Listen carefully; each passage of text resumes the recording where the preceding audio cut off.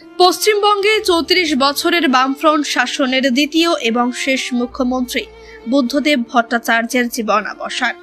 বয়স হয়েছিল 80 বছর।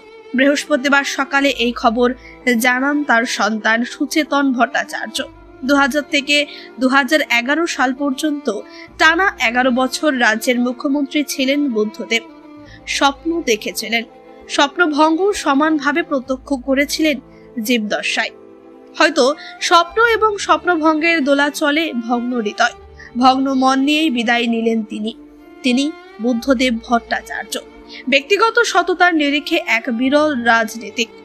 ধুতি, পাঞ্জাবি এবং কোলাপুরি চপ্পলে আপাদ মস্তক বাঙালি ভদ্রলোক। রাজনীতিবিদের বাইরে বুদ্ধদেব বাবু ছিলেন একজন আদন্ত সাহিত্যিক ও সাহিত্য অনুরাগী। কাকা সুকান্ত ভট্টাচার্যের মতো তার জীবনেও ছিল রবীন্দ্র